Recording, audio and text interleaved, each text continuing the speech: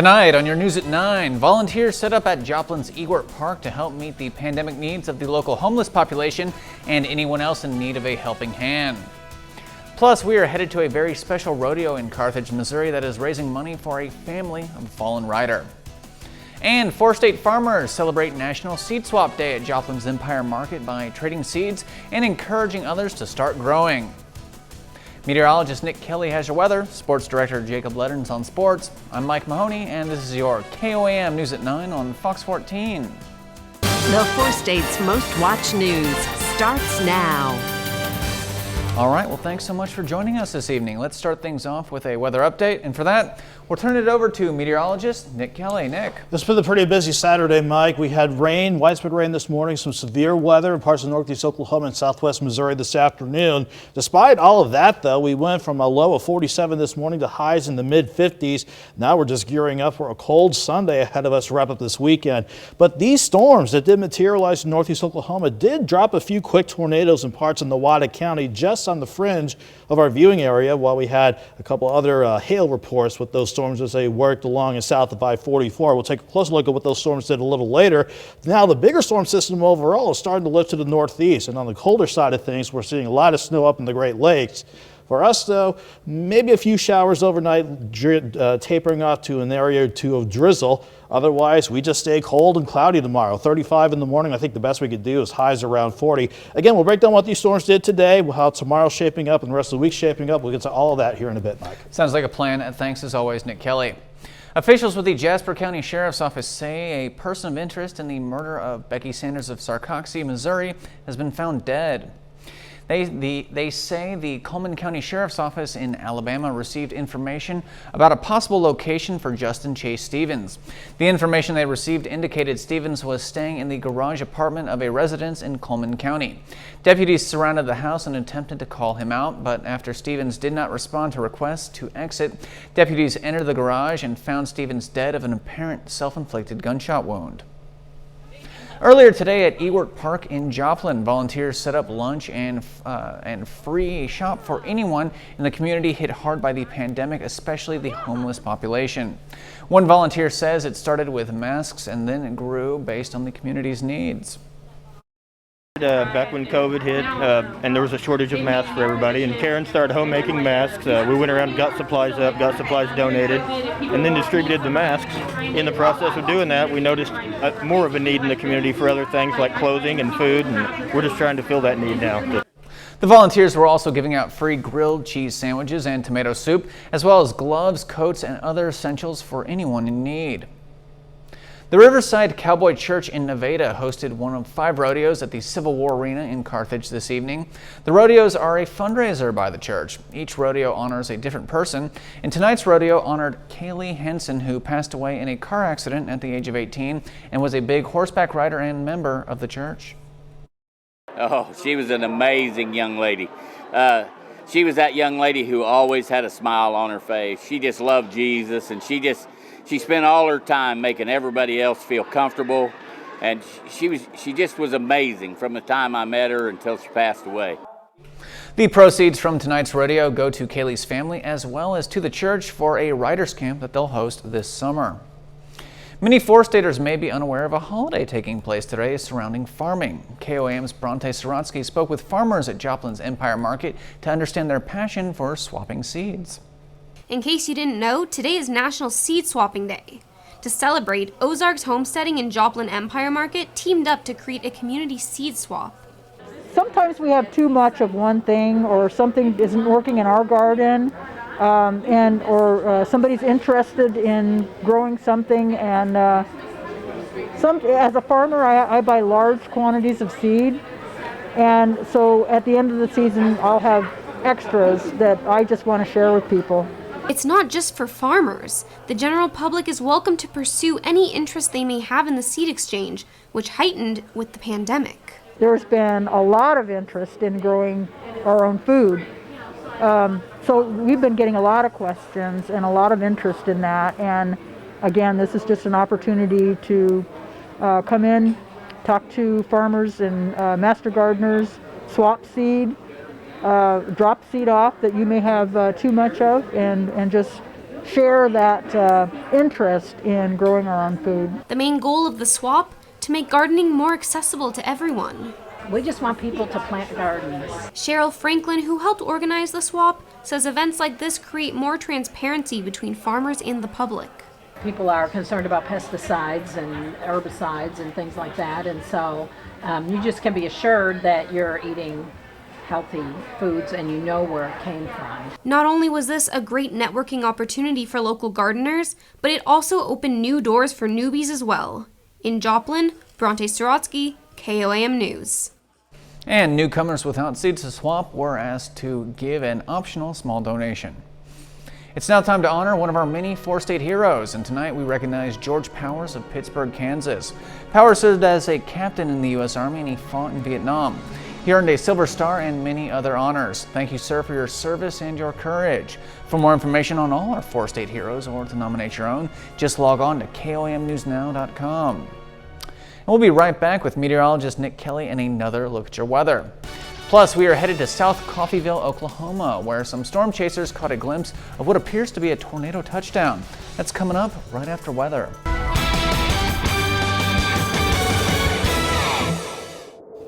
The entire area picked up on widespread rain throughout the course of our Saturday, but some of you had to deal with some severe weather before we got this evening going. You can see the time lapse from Indigo Sky across Seneca, Missouri, showing the rounds of rain that we've seen through the morning hours and even the thunderstorms that skirted close by as we were keeping an eye on some severe weather that worked on through this afternoon. You can see how the day began late last night into this morning, a lot of cloud cover, then the rain screened on in with this storm system rolling through.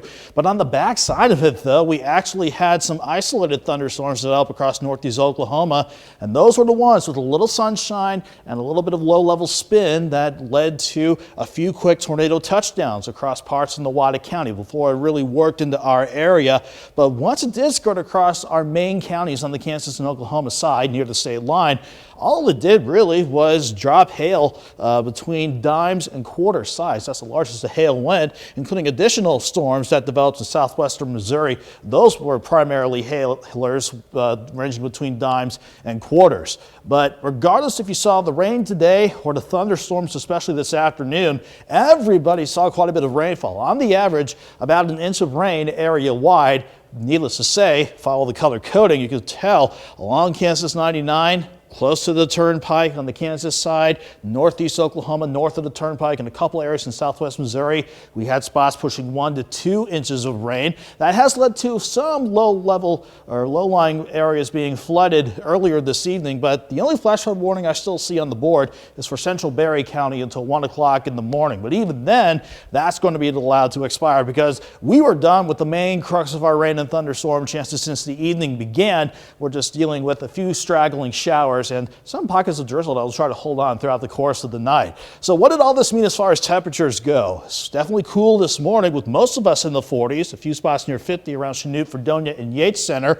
But temperatures, they warmed up some, even in areas where we saw the strongest thunderstorms roll on through this afternoon. 59 in Miami, 60 in Grove. Everybody else had to make do with lower to middle 50s for highs. Then we've been seeing these temperatures starting to drop, and quite a bit too as we get on the backside of this storm system. Let me show you where it is on the Skywatch storage tracker. The main system still spinning across central and eastern parts of Missouri, while on the cold side of things there's snow from Chicago all the way down into Ohio. That's where that system is going to take the snow and keep it away from us. We are still going to hold on to this upper low for tomorrow to keep us mainly in the clouds, but we're dry for tomorrow. A mid-bridge keeps us quiet through the middle of next week before our next storm system rolls in from the west. But a quick look at the overnight and into your Sunday shows again maybe just a few random showers, otherwise a few areas of drizzle during the overnight, maybe to start your early Sunday morning out. But I do expect a dry Sunday afternoon with skies relatively staying mostly cloudy. Maybe a few peaks of sun will try to help us out. But as far as temperatures go, we are going to be in the mid-30s in the morning, and you see how little we warm up during the day tomorrow. 40 degrees on Sunday, 44 Monday, 53 Tuesday, 57, but staying dry for Wednesday. Then we'll see the action pick up again as we stick with Doug's pattern by late next week. We'll look at those storm systems in the next half hour, Mike.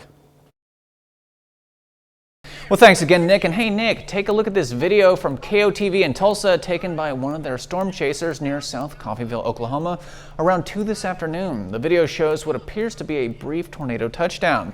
As of now, no reports of damage or any information on that tornado's severity.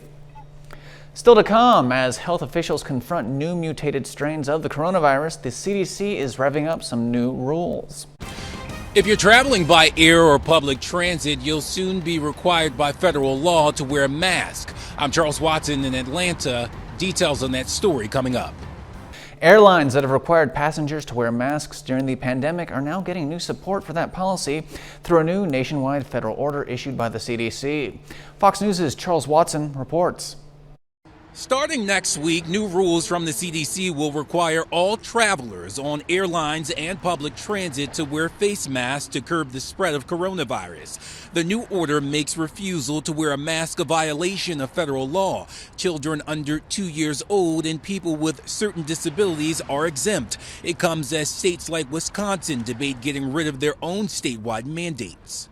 Wearing a mask, the mask mandate is about public health. It's about saving lives. Meanwhile, doctors say a new strain of the virus originating in South Africa has been detected in the U.S. for the first time in a patient in South Carolina. You can be almost certain that as long as there's a lot of virus circulating in the community, there will be the evolution of mutants, because that's what viruses do. Despite the concern over the new variant, health officials are optimistic the pending arrival of a third vaccine from Johnson & Johnson will help get Americans vaccinated more quickly. Their vaccine only requires one shot. One significant drawback, it's only 66% effective, but doctors say it can still help prevent some of the most severe cases. Just to give perspective, the annual flu vaccine is only about 40 to 50% effective every year, yet it still saves lives. It still reduces hospitalizations. Johnson & Johnson says it plans to seek an emergency use authorization from the FDA within the next week. In Atlanta, Charles Watson, Fox News. One of the major issues surrounding the pandemic continues to be whether students and teachers should be back in the classroom. Fox News' Jonathan Hunt takes a closer look. The president wants to not only reopen schools, he wants the schools to stay open. Few parents or teachers argue with that goal for reopening schools, but there is intense disagreement over how it can be achieved. Children may be less susceptible to COVID-19. The children not only have decreased rates of symptoms, but have decreased rates of transmissibility. But many teachers worry about returning to the classroom before they are vaccinated. In California, that's left Governor Gavin Newsom frustrated and saying on a call with the Association of California School Administrators, quote, "If we wait for the perfect, we might as well just pack it up and just be honest with folks that we're not going to open for in-person instruction this school year."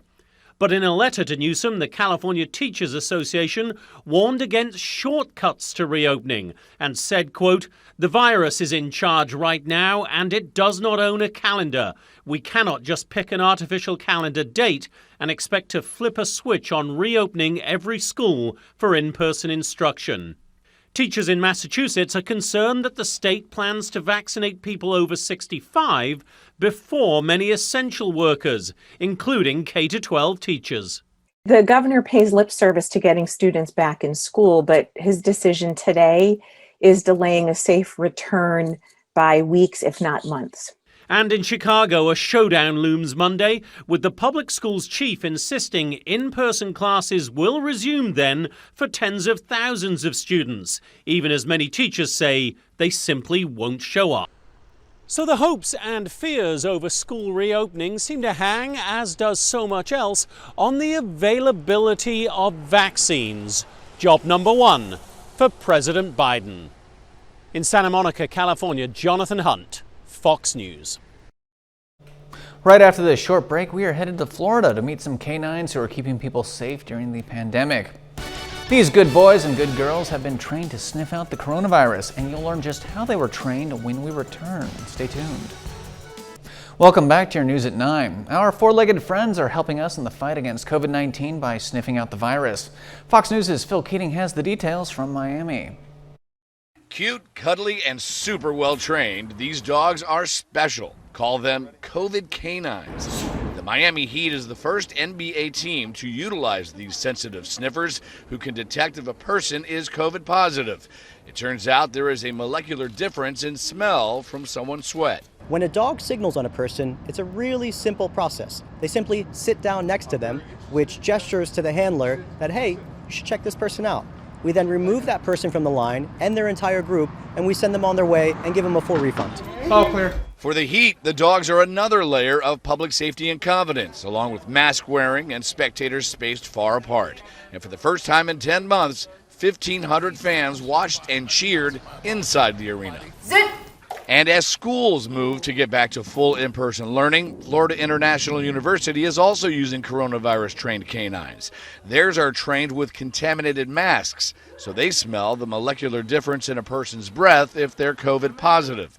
These dogs sniff around classrooms, desks, and auditoriums, alerting when a major disinfectant job is needed. There you go, good girl. This is another way that our four-legged friends want to please us. And they're so good at it because of their ability to smell different odors and distinguish different odors, and at very minute levels, that it's another tool in the toolbox to try to help stop the spread of this virus.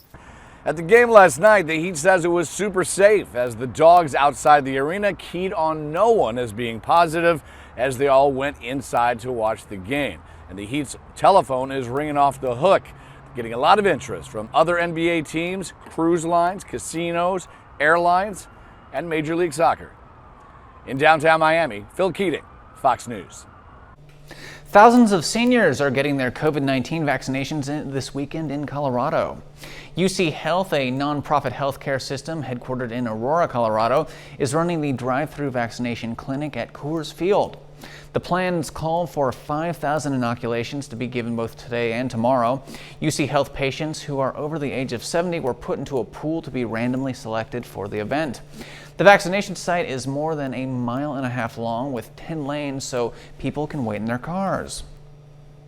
Still to come, a hospital fire in the country of Chile causes the evacuation of hundreds of patients. And some of them were coronavirus victims who were hooked up to ventilators. We have got that story and more headed your way right after this short break. Today, a fire broke out at the stadium in Brazil that hosted the World Cup games in 2014. It caused damage and left some people suffering from smoke inhalation. There was no immediate word on the number of people who needed medical assistance or the extent of the damage. Fire officials say a short circuit in the broadcast area started the fire at Castelao Arena. A fire also broke out at a hospital in Chile today. 350 patients were forced to flee the San Borjas Hospital in Santiago. According to health authorities, the patients, including those on ventilators due to COVID-19, were taken to other hospitals. So far, there have been no reports of any injuries. Local officials say the fire possibly started due to an electrical short circuit in the boiler room. A massive fire broke out at a recycling plant in New Jersey. Firefighters battled the flames at Atlantic Coast Fibers plant in Passaic today. The fire started around midnight when flames shot into the dark sky. More than 24 fire departments joined forces to fight the blaze, with firefighters using the Passaic River as a water source.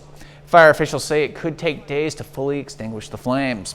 The fire's cause is currently under investigation. All right, well, stick around. We've got a lot more news and headed your way, as well as a weather update with meteorologist Nick Kelly and your KOAM Sports Report with Jacob Leonard. That's all headed your way right here on your KOAM News at 9 on Fox 14. And still to come, the rough run continues for Toys R Us, with the famous toy seller closing its last 2 brick-and-mortar stores here in the U.S. Plus, you'll learn how the country of China is making an attempt to go green. We have got that story and a whole lot more headed your way in just 2 short minutes. Welcome back to your News at 9. The coronavirus pandemic is causing the cancellation of 2 popular music festivals again. The Coachella Valley Music and Arts Festival and the Stagecoach Country Music Festival will not be held this year due to the ongoing pandemic. Riverside County, California's public health officer signed an order on Friday canceling both events, which were planned for April. Concerns over Los Angeles' 1 million COVID-19 cases and new variant virus strains caused the shutdowns. This is the second year in a row the popular California music festivals have been canceled. 2020's Coachella was ultimately called off this past June after initial plans to reschedule for the fall fell through. Toys R Us is closing down its remaining 2 retail stores in the U.S. The retail toy store, which became iconic for its mass selection of toys, shuttered its 2 remaining locations at Garden State Plaza in Paramus, New Jersey, and the Galleria in Houston, Texas. The company cited online shopping and the coronavirus pandemic as reasons for the closure. Toys R Us says it wants to shift its resources to opening new locations with better customer traffic. The company still operates its website, which sends customers to Amazon to complete a purchase. China is amping up its efforts to go green. The China National Nuclear Corporation announced they have created their first nuclear plant power unit using a 3rd-generation nuclear reactor to create electricity. Commercial operations start today. Each unit of the reactor has a capacity of more than 1.16 million kilowatts, meaning it can supply electricity to 1 million people in moderately developed countries. The reactor is located in the country's southeastern Fujian province and has a 60-year lifespan. Commercial use of the nuclear reactor will help reduce carbon emissions, allowing China to possibly reach carbon neutral status by 2060. At least 12 people are dead and another 11 have been injured after a major crash in Russia. A tractor-trailer and a bus collided in the Samara region about 450 miles southeast of Moscow on Friday.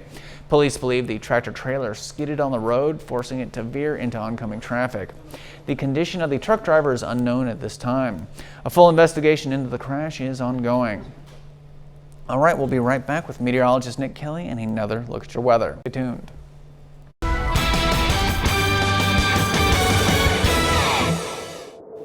The clouds hang tough. We had rain widespread this morning and even severe thunderstorms working through late this afternoon before the evening started. So the skies, the time left shows quite a bit of it. A variety of skies, that is, overlooking indigo sky and outskirts of Seneca, Missouri. So we definitely had our fill of Mother Nature bringing in, again, a lot of cloud cover, widespread rain that started before sunrise this morning. Then once we got a little bit more sun and stability and low-level spin in parts of northeast Oklahoma, you can see how that led to some thunderstorms skirting along the the Kansas-Oklahoma line and along and north of the Interstate 44 corridor. Then it ventured south of the interstate as they worked in the southwest Missouri. A couple quick tornado touchdowns with them outside of our viewing area. And then on the southern sides of things, they just dropped some hail between dimes and quarters while everybody saw a lot of rain with this system that's starting to move along now. An inch of rain on the average across much of the region,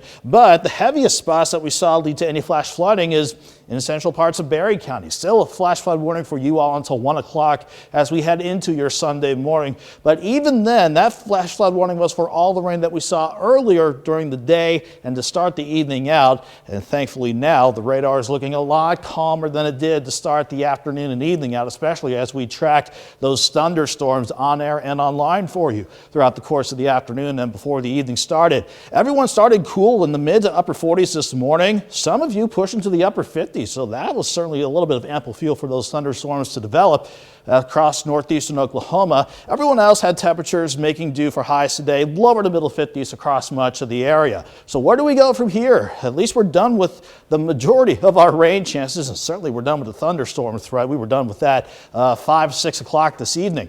So this system tapping into colder air now as it continues to work toward the Great Lakes. So we got plenty of snow amped up and lining up around Rockford, Chicago, working back down to Indiana and Ohio. So that system is going to continue to bring in quite a bit of wintry weather for our neighbors to the northeast, while we have this upper level low keeping us cloudy and cold for tomorrow. Upper Ridge out west will keep us quiet through midweek before we see our next storm system venture in from the west late next week. So the future track keeps us mostly cloudy for the rest of the night. A few straggling showers sure, and maybe tapering off to a few areas of drizzle by sunrise, but it's just going to be flat out cold no matter where you are because of the cloud cover not going anywhere. 35 to start, 38 by noon, highs around 40 with that northwest wind at 10 to 20 and sometimes gusts near 25 miles per hour. So everybody, despite mostly cloudy skies, will see temperatures topping out right around 40. We fast forward to Monday because we're looking good underneath this upper level ridge that'll come on through. 40s return for Tuesday and Monday. We'll be going to the 50s on Wednesday. Then this next wave starts to bring in some rain rain chances on Thursday. Then we'll have to wait and see how this tracks out by Friday. Sticking with Doug's pattern, we could see rain and snow chances try to come back our way by Friday and even going into Saturday. So 40 for tomorrow. 44 on your Monday, 53 Tuesday, 57 on Wednesday. Then we'll keep an eye on rain chances Thursday and some possible wintry weather as next weekend gets underway. Mike? Well, thanks again, Nick. And Nick, check this out. It looks like we are not the only ones experiencing the effects of some crazy weather right now. Over in Los Angeles, 2 fire units needed a rescue after the wet weather caused them to get stuck in the mud. Both fire trucks got stuck in the Lincoln Heights area just north of downtown LA near Dodger Stadium. One fire truck tilted to its right side while responding to a fire on a hillside by a washed out road. Homes below the truck were evacuated in the event that it slid down the hill, and a heavy-duty unit had to be called in to help pull the truck back onto the road. 2 hours later, a second fire truck also got stuck on a steep driveway in the area. No injuries were reported from either of the 2 stuck truck incidents. Well, stay tuned, sports fans. We'll be right back with Sports Director Jacob Leonard and your News at 9 Sports Report.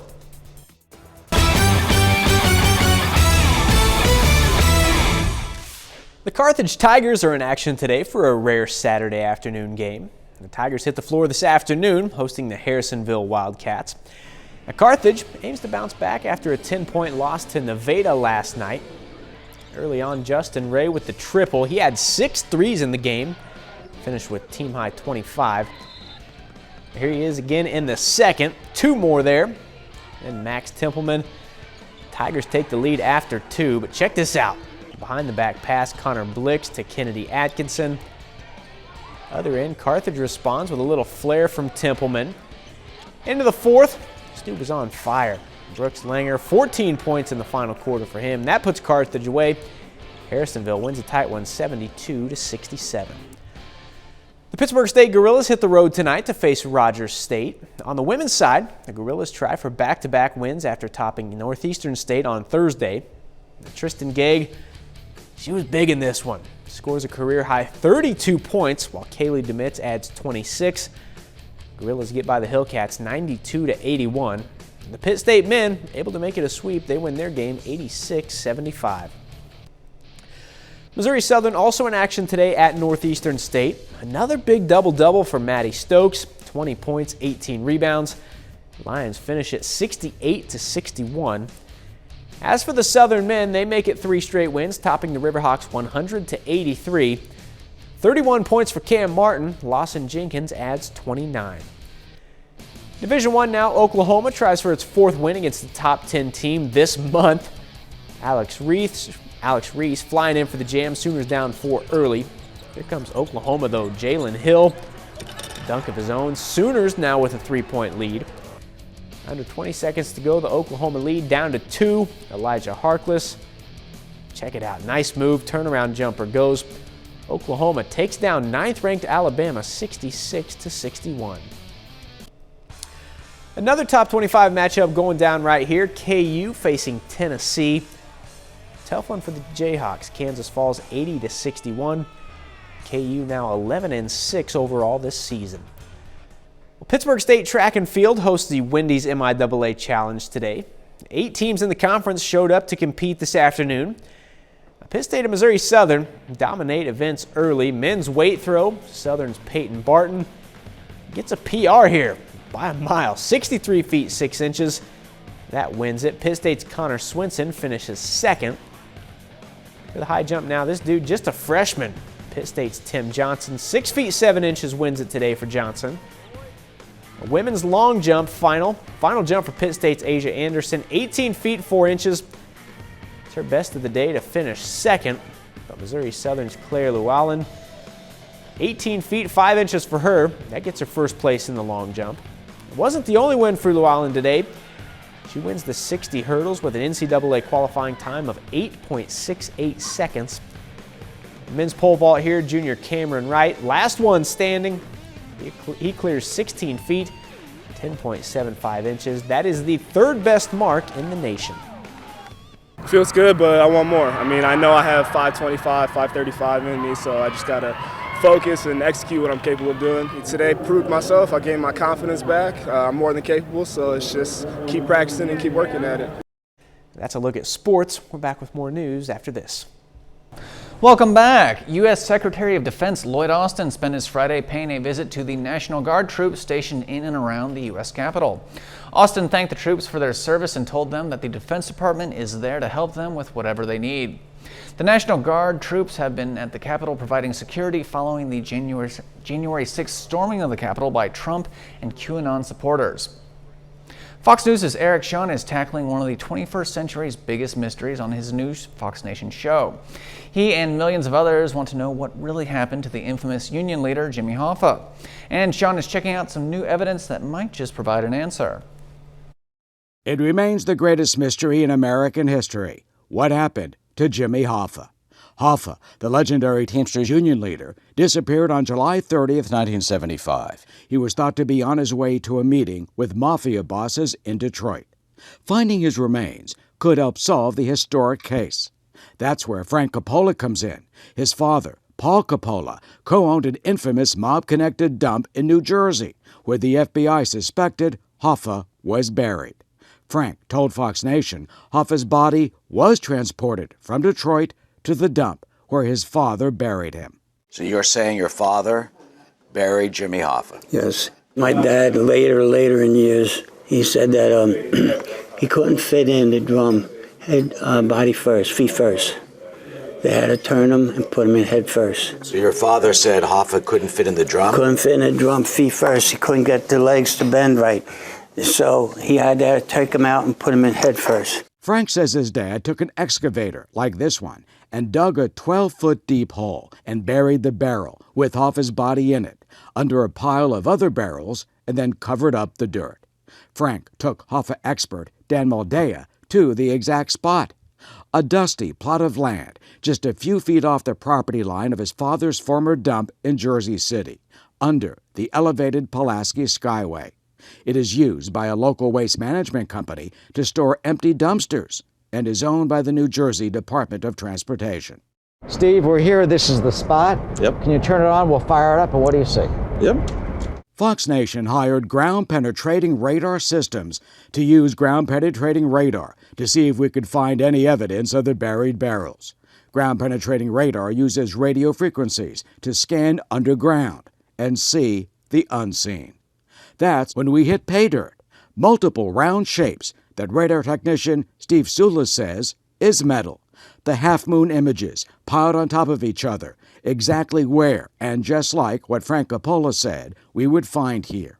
Barrels and the drum holding Jimmy Hoffa. Is that metal? Yeah, it's definitely metal. So it's definitely metal. Yeah. We've found several round-shaped metal objects buried here, somewhere on top of each other, which fits Frank's story exactly. And this is another spot right near the first one, which is right, that's the roundest right shape there. of what could be a barrel. So this would be the spot. And this is exactly where Frank pointed out to Dan. He's standing right here. He's standing right here, saying this is where Jimmy Hoffa is buried. For now, the land remains as it is.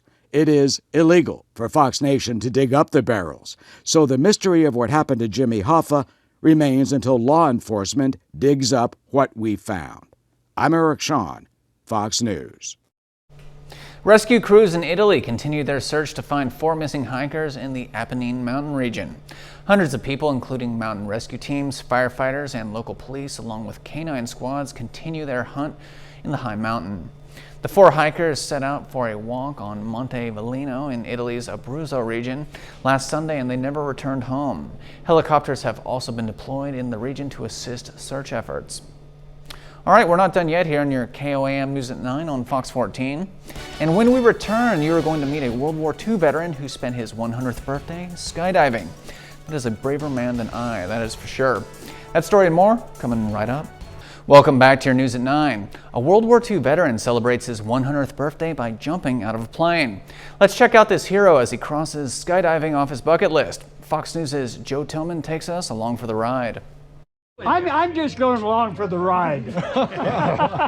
I'm Charlie Montanaro, and I served World War II Merchant Marine. And we were the spy line. Just any place and every place and all over. Here What am I doing out here today? Going crazy. We're jumping.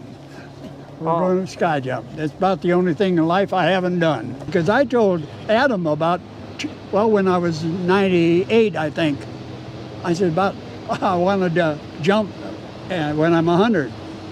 He never forgot it. Well, I'm not jumping alone. And there's, nine other jumpers with me, all from honor flight.